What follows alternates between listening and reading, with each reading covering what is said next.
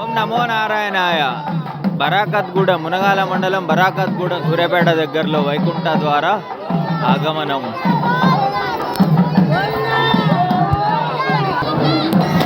స్వామి వెంకటేశ్వర స్వామి దేవాలయం ఉత్తర ద్వార దర్శనం.